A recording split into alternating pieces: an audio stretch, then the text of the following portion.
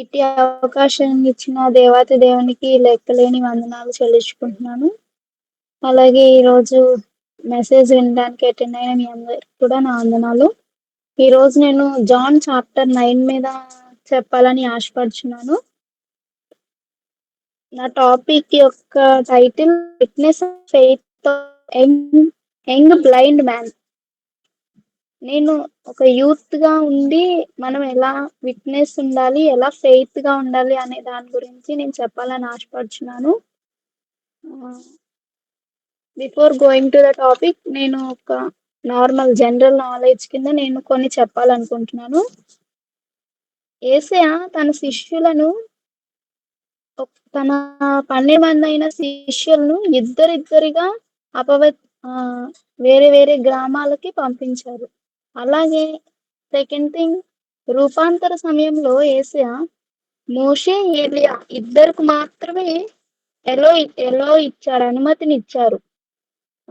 యేసయ్య శిలువ శిక్ష మీద ఇద్దరు మనుషుల యొక్క సాక్ష్యాన్ని తీసుకున్నారు.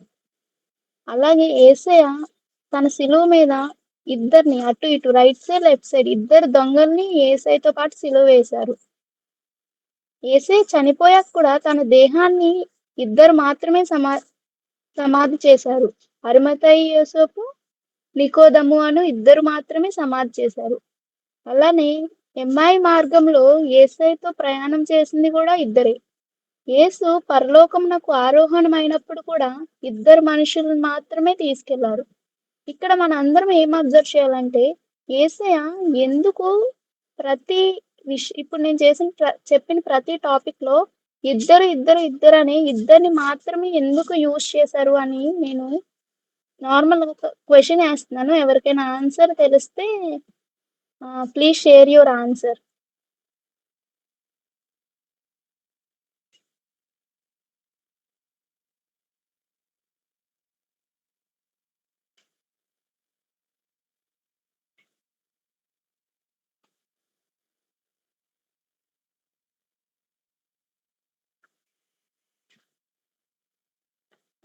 ఇది గుర్తుపెట్టుకోండి, ఆన్సర్ కూడా నేనే చెప్పేస్తున్నాను. ఇప్పుడు మనం చూస్తే ద్వితీయోపదేశ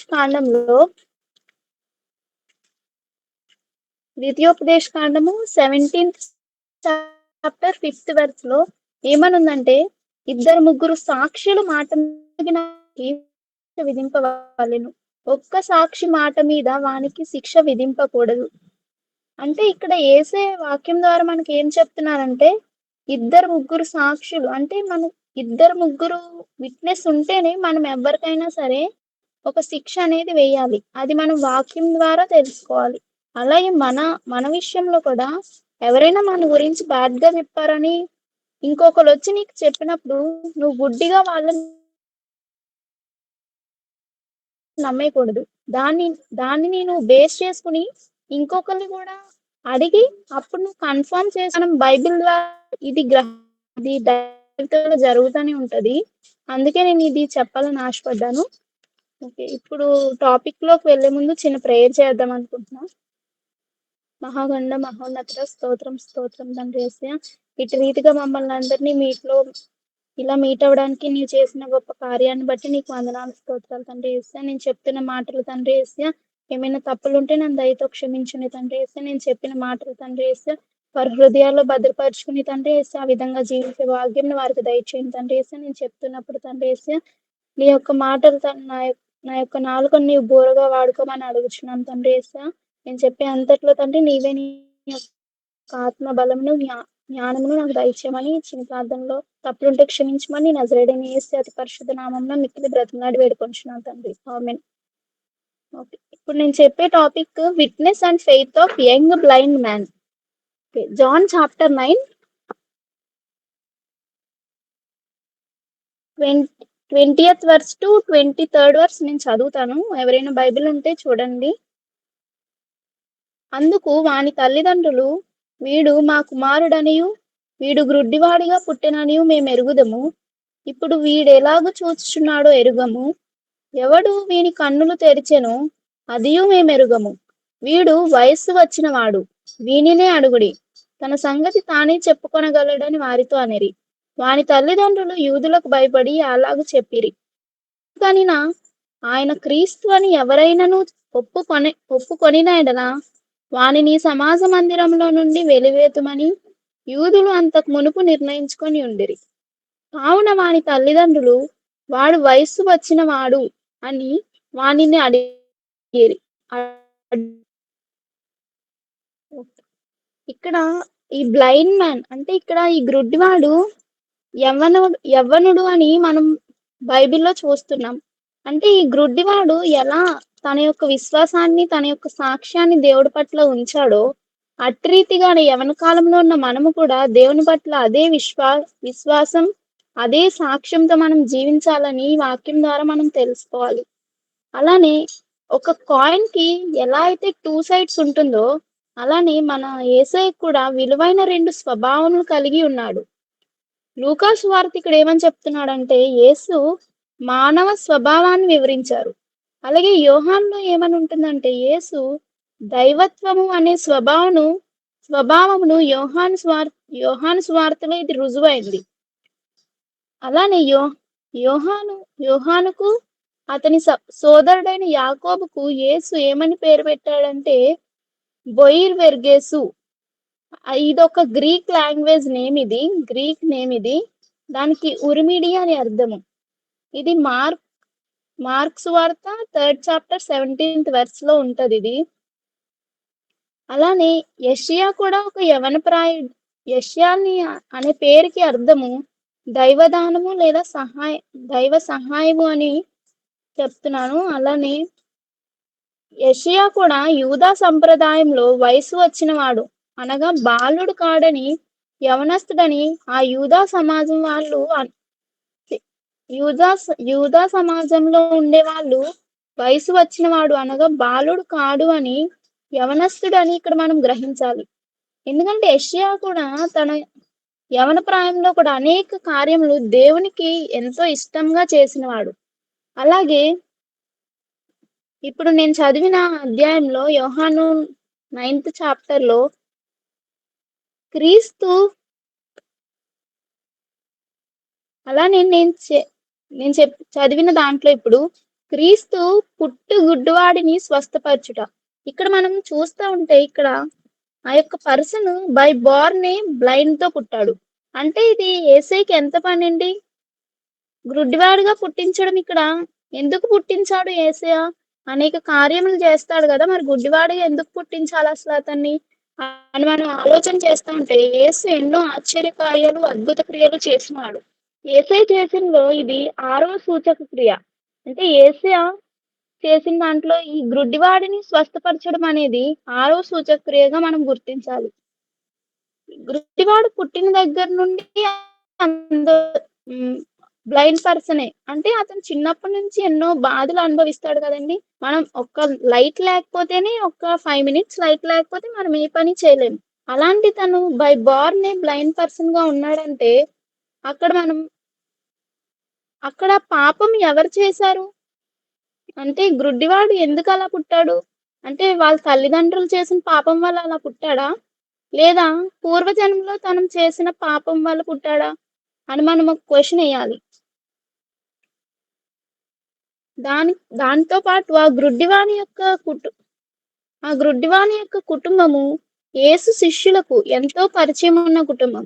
అంటే యేసు శిష్యులతో ఎంతో అనుభవంతో ఉన్న కుటుంబం ఆ గ్రుడ్డివాని కుటుంబము. యూదులు బాధలకు పాపమునకు రోగమునకు సంబంధం ముడిపడి ఉన్న ఒక ఇంపార్టెంట్ అయిన క్వశ్చన్ యేసయ్యని అడిగారండి. ఏమని అడిగారంటే ఎక్కడైనా బాధ నార్మల్గా ఎక్కడైనా బాధ లేదా శ్రమలు ఏమైనా రోగం ఉంటే దానికి పాపమే కారణమని తలంచెదరు. ఇక్కడ మనం చూస్తే యోహాను 9th chapter 2nd verse నేను ఒకసారి చదువుతాను. ఆయన శిష్యులు బోధకుడా వీడు గ్రుడ్డివాడే పుట్టుటకు ఎవడు పాపం చేసెను, వీడా వీని కన్నవారా అని ఆయనను అడుగగా అని ఇక్కడ బైబిల్ ఏం చెప్తుంది అంటే ఇక్కడ శిష్యులు ఏమని అడుగుతున్నారు అంటే, ఈ గ్రుడ్డివాడిగా ఎందుకు పుట్టాడు అసల? బై బోర్న్ తనకు తెలిసే పుట్టాడా? అంటే పాపం ఎందుకిలా పుట్టాడు? వాళ్ళ పేరెంట్స్ వల్ల పుట్టాడా? లేకపోతే కర్మఫలం అంటే ఆహ్, యూద మతస్థుల్లో కొంతమంది నమ్ముతారు కర్మఫలము. దీనికంటే ముందు పాపం చేశాడా? అసలు ఎందుకు ఈయన గ్రుడ్డివాడి కింద పుట్టాడు? అని శిష్యులు క్వెషన్ చేశారు యేసుక్రీస్తుని. దానికి ఆన్సర్ యేసుక్రీస్తు ఏమనిచ్చాడంటే, యేసు వీడైనను వీని కన్నవారైనను పాపం చేయలేదు గాని దేవుని క్రియలు వీని యందు ప్రత్యక్షపరచబడుటకే వీడు గురుడ్డివాడిగా పుట్టెను. అంటే ఇక్కడ యేసయ్య ఈ భూలోకమునకు ఎందుకు వచ్చారో తన యొక్క క్రియలను మనకి చూపించడానికి, మనము ఆయనను ఎరిగి జీవించడానికి తనని యేసయ్య గ్రుడ్డివాడిగా పుట్టించాడు. అంటే యేసయ్యకి తెలిసి అతను గ్రుడ్డివాడిగా పుట్టాడు. అలానే మనం నార్మల్‌గా మన డైలీ లైఫ్‌లో ఒక రోగి వ్యాధి నుండి బయటపడుటకు క్రీస్తు బోధలు వినూత్నమైనవిగా సహాయపడుచున్నవి. అంటే మనం ఏదైనా ఒక డిసీజ్‌తో బాధపడుతూ ఉంటే, ఆ యొక్క డిసీజ్ గురించి మనం ఆలోచిస్తామే గానీ, దాని నుంచి ఎలా బయటపడాలి? అంటే ఎలా బయటపడాలంటే హాస్పిటల్‌కెళ్ళి మెడిసిన్ యూజ్ చేసి అది సెకండరీ. అంటే ఫస్ట్ మనం ఇలా ఉన్నాము. మనం ఏదైనా వ్యాధితో ఉన్నప్పుడు మన మనసులో అనేకమైన ఆలోచనలొస్తా ఉంటాయి. అలాంటి ఆలోచనలొచ్చినప్పుడు మనం ఫస్ట్ బైబిల్ తీసి చదవాలి. చదివితే దేవుడే మనకి ఒక మంచి సొల్యూషన్ ఇస్తాడు. గాయపరచు దేవుడు ఆయనే, గాయం కట్టువాడు కూడా ఆయనే. ఈ వాక్యాన్ని బలంగా మనం నమ్మాలి. అప్పుడు మనకి ఎంత పెద్దటి డిసీజ్ ఉన్నా సరే, మనకి అది తగ్గిపోతుంది. ముందు మనం దేవుని పట్ల విశ్వాసం ఉంచి వాక్యం ద్వారా జీవించాలి. అంతేగాని నీకు డిసీజ్ ఉన్నంత సేపు ఏమో దేవుడు గుర్తు రాకుండా, డిసీజ్ పోయాకేమో దేవుడు గుర్తొచ్చి, మళ్ళా నీకేమైనా ప్రాబ్లమ్ ఉంటే దేవుడు గుర్తొస్తాడు. ఏమీ ప్రాబ్లమ్ లేకపోతే దేవుడు గుర్తురాడు. అలా కాకుండా డైలీ మనం దేవుని యందు జీవించాలి. బైబిల్ ఊరికే చదవడం కాదు గానీ, దాన్ని అర్థం చేసుకొని చదివితే మన డైలీ లైఫ్‌లో అనేక సమస్యలకు ఈ బైబిలే మనకు పరిష్కారం చూపిస్తదని చెప్తున్నాను నేను. అలాగే ఈ రోజు ఉన్న యూత్ అది మన ఇండియాలోనే కావచ్చు, వరల్డ్ వైడ్ కావచ్చు. Youth is the back bone of our country. ఇది అందరికీ తెలిసిందే. అంటే ఈ రోజు యూత్ నెక్స్ట్ ఫ్యూచర్ జనరేషన్‌కి ఎంతో, ఎంతో యూజ్ అవుతది. ఎందుకంటే ఈ రోజు ఉన్న యూతే గదా నెక్స్ట్ ఫ్యూచర్‌లో జాబ్స్ చేసి ఫర్ ఎగ్జాంపుల్ ఇండియాలో ఉన్న యూత్ తీసుకుంటే ఇప్పుడు జాబ్స్ చేస్తే వాళ్ళు జాబ్స్ చేసి మంచి మంచి బిల్డింగ్స్ లేకపోతే మంచి మంచి రీసెర్చెస్ చేస్తేనే గదా ఫ్యూచర్ బావుంటది.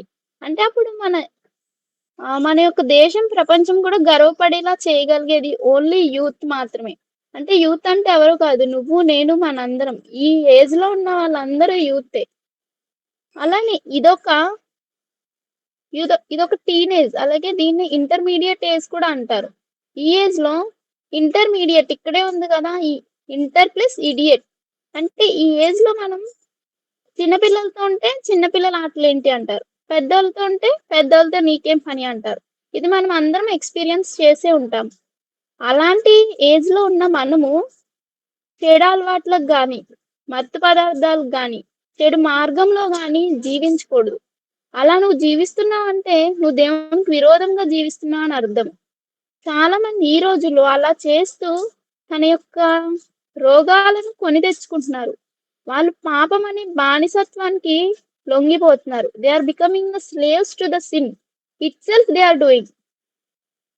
అంటే ఇక్కడ చెడు మార్గంలో వెళ్ళడం, మత్తు పదార్థాలకు అలవాటు పడడం ఇవేనా పాపం అంటే? కాదండి. సూసైడ్స్ చేయడం, రోబ్ ఏమైనా రోబరీ చేయడం, లేకపోతే మనం చూస్తున్నాం పేరెంట్స్‌ని చంపేయడం, లేకపోతే మర్డర్స్ ఇలా అన్నీ చేస్తూ దేవుడు మనకిచ్చిన ఒక అందమైన అవకాశాన్ని మనం మన చేతులారా సద్వినియోగం చేసుకోవట్లేదు. కానీ ఈ రోజుల్లో అలా ఉండకూడదు. అలా ఉంటే మనం ఒకరికి చెప్పే విధంగా ఉండాలి గానీ, ఒకరితో చెప్పించుకునే విధంగా దేవుని బిడ్డలుగా మనం అలా ఉండకూడదు. అలాగే ప్రసంగి 11th చాప్టర్ 9th వర్స్‌లో ఏముందంటే,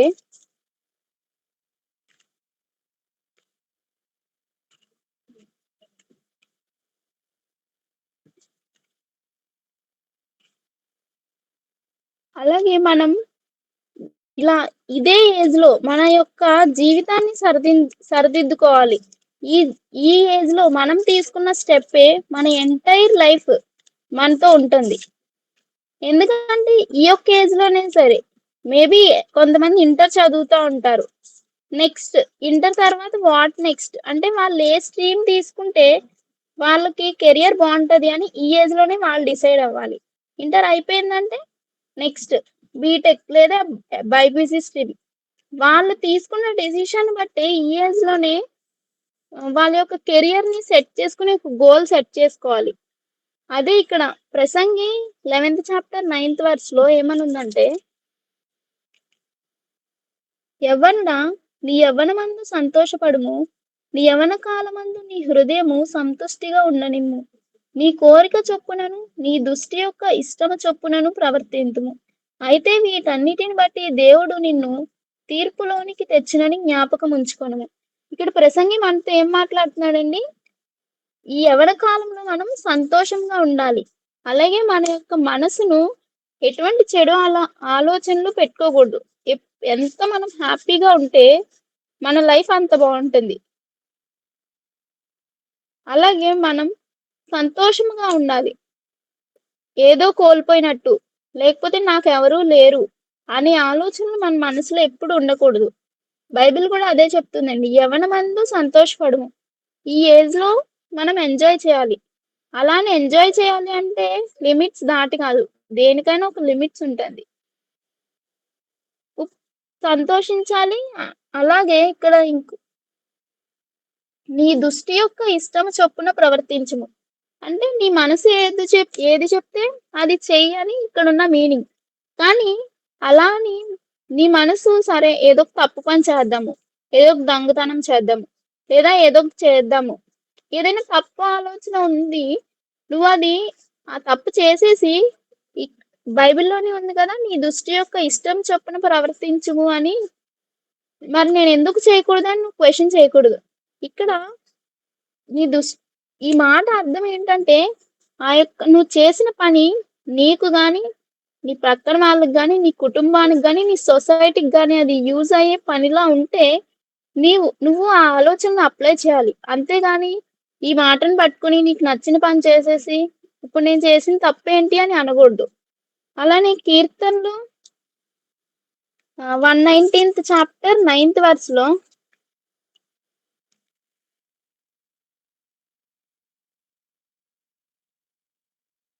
యవనస్తులు దేనిచేత తమ నడత శుద్ధిపరచుకొందురు?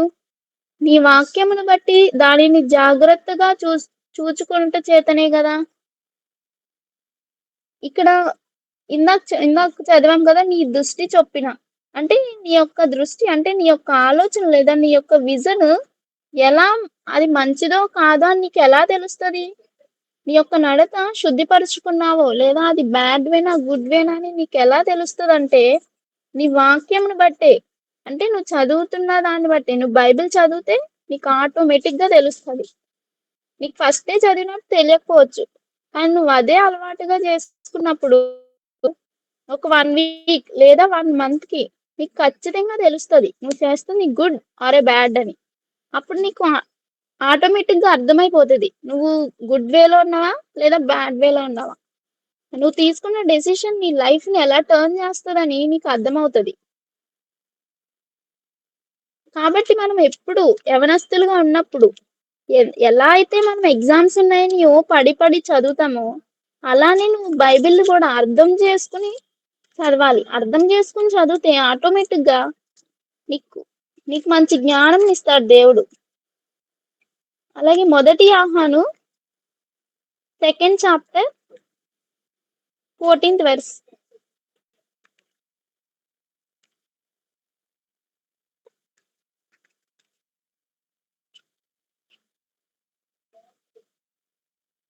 14 వెర్స్ నేను చదువుతున్నాను.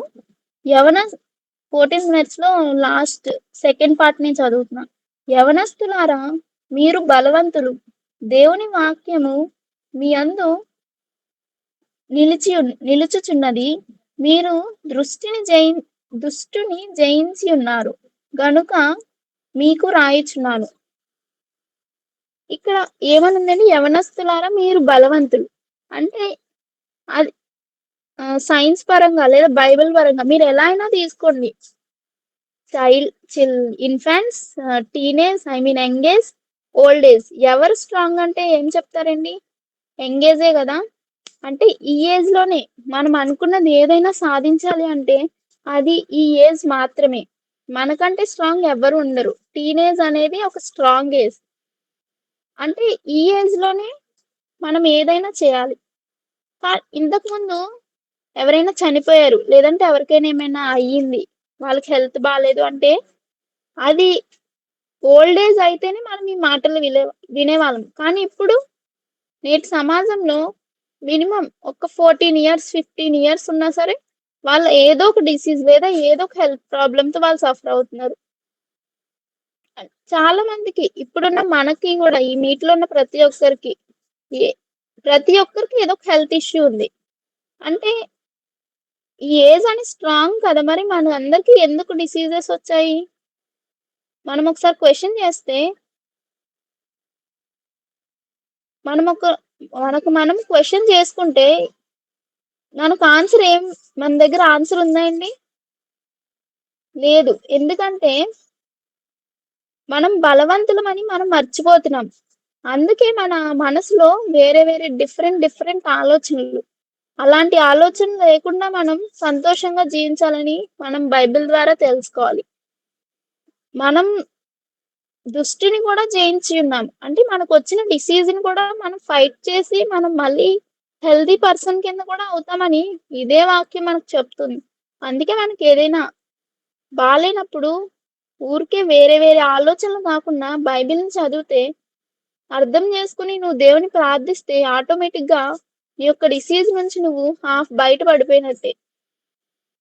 మనం ఏదో పూర్వజన్మలో చేసుకున్న పాపము, లేదా కర్మఫలము, లేదా మన పేరెంట్స్ చేసిన పాపం వలనో మనకి రోగాలు రావండి. అంటారు కదా కొంతమంది, ఏంటి ఎవరైనా సడెన్‌గా చిన్న ఏజ్‌లో చనిపోతే ఏదో జన్మలో ఏదో చేసుంటాడు. లేకపోతే ఇంకేమంటారు? వాళ్ళ పేరెంట్స్ చేసిన దానికి వీడు అనుభవిచ్చాడు అంతే. ఇలాంటి మాటలు మనం వింటా ఉంటాం. ఈటిల వల్ల ఏది మనకి రోగాలు రావండి. మనం చేసుకున్న దాని వల్లే. మనకున్న చెడు అలవాట్ల వల్లే మనకి రోగాలొస్తాయి. అయితే ఇక్కడ కూడా హ్మ్. మనం టెక్స్ట్‌కొస్తే యోహాను సువార్తలో మరి పుట్టడంతోనే గ్రుడ్డివాడు గదా! వాడు పాపం చేశాడంటారా? అప్ అని శిష్యులు యేసుని అడిగినప్పుడు ఏమని చెప్తున్నాడండి? వీడు కనిన వారినైనను పాపం చేయలేదు గాని, దేవుని క్రియలు వీని యందు ప్రత్యక్షపరచబడుటకే వీడు గ్రుడ్డివాడిగా పుట్టెను. అంటే ఇక్కడ తను గ్రుడ్డివాడిగా పుట్టడం అనేది వాళ్ళ ప్రమేయం ఏమీ లేదండి. కేవలం మొత్తం యేసుక్రీస్తు యొక్క ప్రమేయంతోనే యేసుక్రీస్తు తన యొక్క వీని యందు ప్రత్యక్షపరచుటకుని దేవుని క్రియలు చేయడానికి మాత్రమే యేసుక్రీస్తు ఆ యవనుడిని గ్రుడ్డివాడిగా పుట్టించాడండి. ఇది మనం అందరం గ్రహించాలి.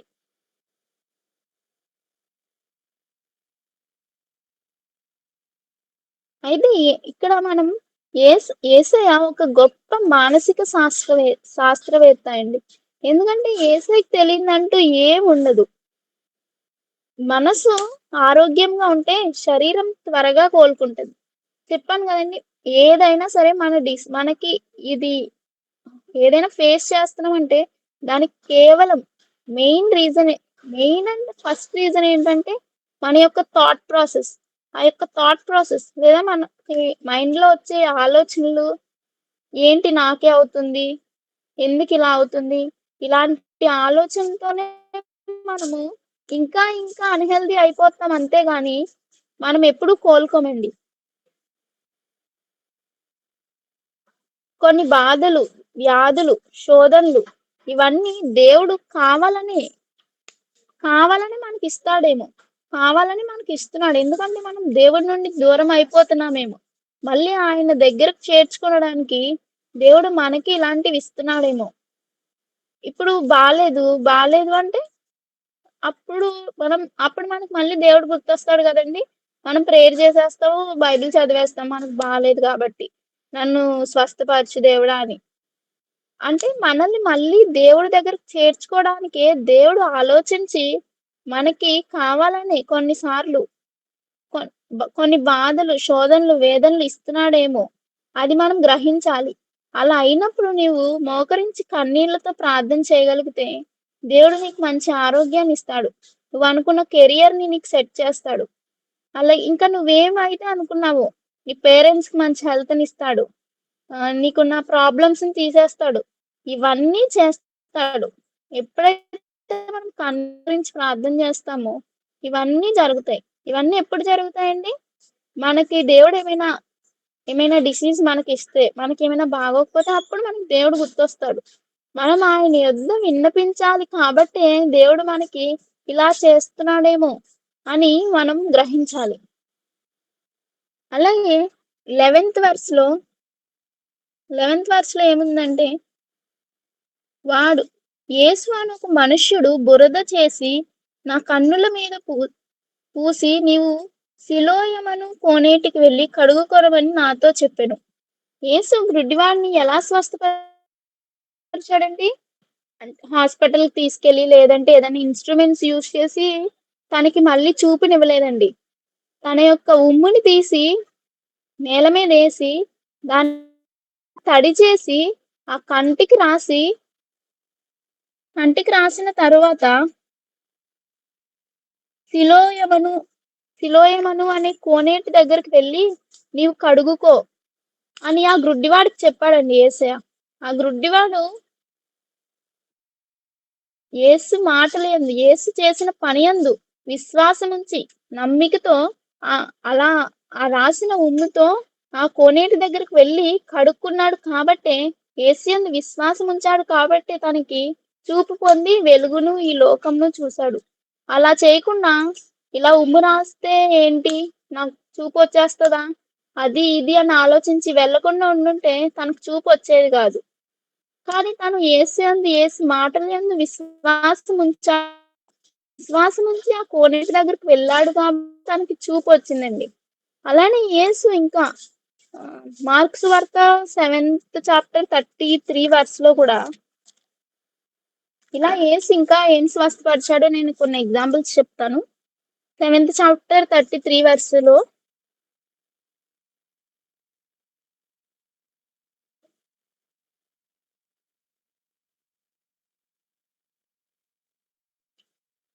అక్కడ ఏమనుందండి? యేసు మూగవాడిని, చెవిటివాడిని గూడా ఉమ్ముతోనే స్వస్థపరిచాడండి. అంటే ఆ చెవిటివాడి చెవిలో వేలు పెట్టి ఉమ్ము రాసి, మూగవాడిని తాకి, ఆకాశం వైపు చూసి ఎఫ్ఫాతా అని విన్నపించుకొని ప్రార్థన చేస్తే వారిద్దరికీ మాటొచ్చింది. చెవులు గూడా వినిపిచ్చాయి. అంటే ఇక్కడ యేసు ఎందుకు ఉమ్ముతోనే చేశాడు అంటే, అది యేసే సూచక క్రియ కింద చేయాలి గాబట్టి, అలానే ఆ రోజుల్లో ఆ రోజుల్లో ఇప్పుడు గూడా మనం సడెన్‌గా ఏదైనా మనకేమైనా చిన్న కట్టయినా, పడిపోతే మనకి లైట్‌గా బ్లీడింగ్ అయినా సరే, వెంటనే ఏం చేస్తాం? ఉమ్ము తీసి అక్కడ రాస్తాము. అంటే యేసయ్య కూడా ఆహ్, ఆనాటి పద్ధతులు పాటించి వాళ్ళ ముగ్గురికి కూడా గ్రుడ్డివాడికి చూపును, మూగవాడికి మాటలు, చెవిటివాడికి వినే శక్తిని దయచేశాడండి.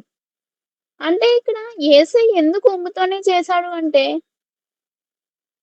ఉమ్ ఉమ్ములో కూడా ఎన్ ఎంతో విలువైన కంటెంట్స్ ఉంటాయని యేసయ్య నమ్మాడండి. అలాగే ఒక సహజమైన పద్ధతది. యేసయ్య ఉమ్ముతో రాయడం ఏంటి అని మనం క్వెషన్ చేయొచ్చు. కానీ అది సైంటిఫికల్‌గా కూడా ప్రూవ్ అయిందండి. Saliva has anti coagulant and coagulant properties అని. అంటే మనం ఏదైనా చిన్న కట్టు జరిగితే మనం అక్కడ ఉమ్ము రాస్తే ఖచ్చితంగా అక్కడ మనకి క్లాట్ అనేది అవుతది. అలాగే మన బ్లీడింగ్ కూడా స్టాప్ అయితది. ఇది మనం ఆల్రెడీ ఎక్స్‌పీరియన్స్ చేసే ఉంటాం. యేసయ్య కూడా అదే పద్ధతిలో అలా గ్రుడ్డివాడికి చూపునిచ్చాడు. ఆయన యందు ఆ గ్రుడ్డివాడు విశ్వాసం ఉంచాడు గాబట్టి చూపొచ్చిందని మనం ఇక్కడ గ్రహించాలి. యేసయ్య వైద్యులకే పరమ వైద్యుడు. ఆయన ఒక గొప్ప వైద్యుడు. కేవలం మాటతో, చూపుతో స్వస్థపరచగలరు. కానీ అక్కడ యేసయ్య ఒక మాట చెప్తే ఖచ్చితంగా ఒక చూపు చూస్తే ఆ గుడ్డివాడికి చూపు రావడం ఎంతసేపండి? ఎంతో సేపు కాదు. కానీ అలా కాకుండా ఆ యొక్క రోగి ఆ గ్రుడ్డివాడి ఆ యవ్వన గ్రుడ్డివాడి విశ్వాసాన్ని బలపరిచాడు. ఆ యొక్క విశ్వాసాన్ని బలపరచడానికి మాత్రమే యేసయ్య అలా ఉమ్ముతో చేశాడని మనం ఇక్కడ చూడాలి. అలాగే మనం కూడా డైలీ బైబిల్ చదువుతున్నాం. కానీ నీకంటే ఏదైనా బాధ, లేదంటే నీకంటే ఏదైనా శోధన, వేదన, ఇరుకులు, ఇబ్బందులు వచ్చినప్పుడు మరి నువ్వు దేవుని వైపు ఎటువంటి విశ్వాసం ఉంచుతున్నావు? ఒకసారి మనల్ని మనం క్వెషన్ చేసుకుందాం. ఇక్కడ గ్రుడ్డివాడు దేవుని యందు విశ్వాసం ఉంచాడు కాబట్టి తనకు చూపొచ్చింది. మరి మనకు కూడా విశ్వాసం ఉంచితే మన ప్రాబ్లమ్ సాల్వ్ అవ్వదంటారా? ఒకసారి క్వెషన్ చేసుకుందాం మనకు మనం. ఆ గ్రుడ్డివాడు ఎలా అయితే తన బాధ్యతను మర్చిపోకుండా కోనేటి దగ్గరికి వెళ్ళాడో, మనం కూడా మన బాధ్యతను ఈ యవ్వన కాలంలో, ఈ యంగ్ ఏజ్‌లో మన బాధ్యతను, మన యొక్క రెస్పాన్సిబిలిటీని మర్చిపోకూడదు.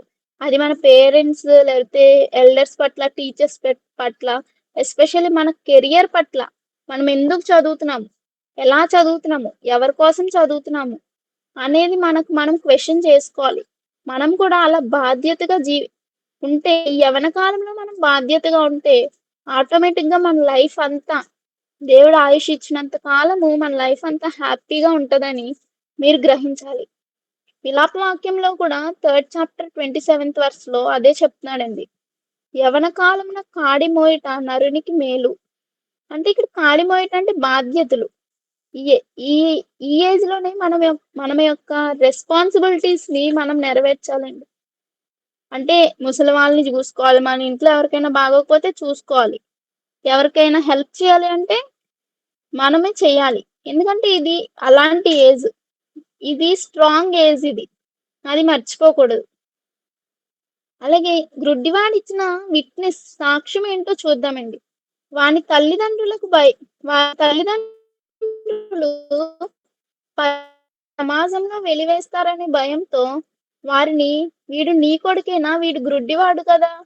ఇతనికి చూపు ఎలా వచ్చింది?" అని క్వెషన్ చేసినప్పుడు వాళ్ళని పంపించేస్తారేమో, యేసు స్వస్థపరిచాడని చెప్తే పంపించేస్తారేమో అనే భయంతో వాడినే అడుగుడి. వాడు వయస్సు వచ్చిన వాడు అని వాళ్ళ తల్లిదండ్రులు చెప్పాలి. వయసు వచ్చిన వాడంటే ఏంటండి? యవనస్తుడు అని అర్థం. అంటే యవన వాడినే అడగండి. అంటే తననే అడగండి అని చెప్తున్నారు వాళ్ళ పేరెంట్స్. అప్పుడు ఆ గ్రుడ్డివాడు చెప్పాడు కదండీ! య దీన్ని బట్టి మనం ఏం చూడాలి? యవనస్తులు సాక్షిగా జీవించాలి సమాజంలో. మనల్ని చూసి ఎదుటి వాళ్ళు నేర్చుకోవాలి. అంతేగాని వీడేంటి ఇలా ఉన్నాడు? ఆ అమ్మాయేంటి అలా ఉంది అని అనుకోకూడదు. ఈ చూపు పొందిన గ్రుడ్డివాడు మొదటిగా ఏ యేసుని మనుష్యుడుగా అన్నాడు. తర్వాత ప్రవక్తగా, చివరికి దేవుని కుమారుడిగా సాక్ష్యమిచ్చాడండి. విశ్వసించుటలో క్రీస్తును గూర్చిన అనుభవంతో ఉన్నతి స్థాయికి చేరుకున్నాడు. సాక్ష్యం చూసారండి? ఫస్ట్ ఒక మనుష్యుడు నన్ను స్వస్థపరిచాడు అని చెప్పాడు. కాదు కాదు తర్వాత ప్రవక్త అని చెప్పాడు. చివరికి ఏం చెప్పాడండి? దేవుని కుమారుడు అని చెప్పాడు. అంటే ఈ గ్రుడ్డివాడు మంచి సాక్ష్యాన్ని ఇచ్చాడండి. అలాగే మంచి విశ్వాసంతో ఉన్నాడు. అట్టి విశ్వాసం కూడా యవ్వన కాలంలో ఉన్న మనము కలిగి ఉండాలి.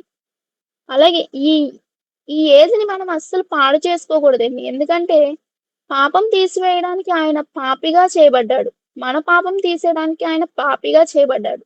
మన పాపము సిలువ మ్రాను మీద మోపి సిలువలో ప్రాణం పెట్టారు, రక్తం కార్చారు.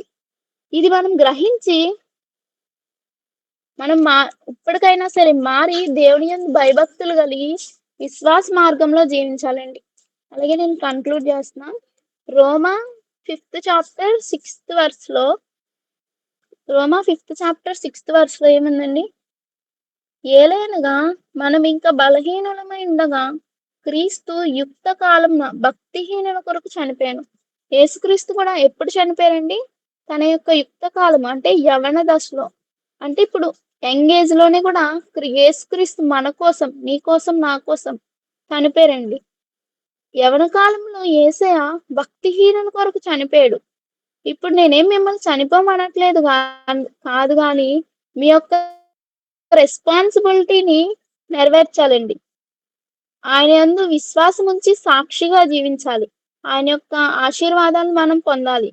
తర్వాత ఆయన ద్వారా మనం పరలోకంలోకి ప్రవేశించాలని కోరుకుంటూ నా మాటలు ముగిస్తున్నాను. త్రియేక దేవుడు మనకు తోడై ఉండును గాక.